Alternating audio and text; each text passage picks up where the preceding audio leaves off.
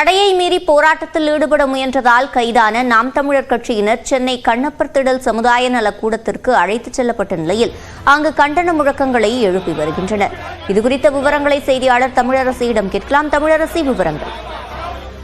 சிவரஞ்சினி, சென்னை வள்ளுவர் கோட்டத்தில் அண்ணா பல்கலைக்கழக மாணவி பாலியல் வன்கொடுமை சம்பவத்தை கண்டித்து நாம் தமிழர் கட்சியினர் சார்பில் இன்று ஆர்ப்பாட்டத்திற்கு அழைப்பு விடுக்கப்பட்டிருந்தது. ஆனால் இந்த ஆர்ப்பாட்டத்திற்கு காவல்துறையினர் அனுமதி மறுத்தனர். இந்த நிலையில் ஆர்ப்பாட்டத்தில் ஈடுபட வந்தவர்களை காவல்துறையினர் கைது செய்து முன்னதாக நுங்கம்பாக்கத்தில் இருக்கக்கூடிய சமுதாய நலக்கூடத்திற்கு கொண்டு சென்றனர்.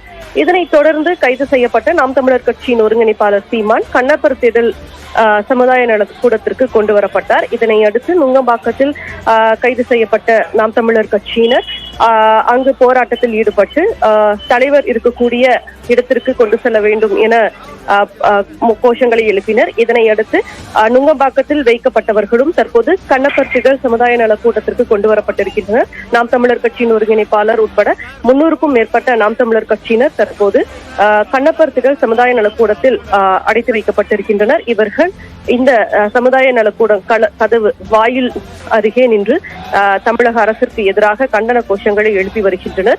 ஆர்ப்பாட்டம் என்பது ஒரு ஜனநாயக உரிமை, அதற்கு அனுமதி மறுத்திருப்பது கண்டனத்திற்குரியது என கோஷங்களை எழுப்பியவாறு அவர்கள் தற்போது சமுதாய நலக்கூட வாயில் அருகே நின்று கண்டன கோஷங்களை எழுப்பி போராட்டத்தில் ஈடுபட்டு வருகின்றனர். சிவரஞ்சனி, விவரங்களை வழங்கியமைக்கு நன்றி தமிழரசி.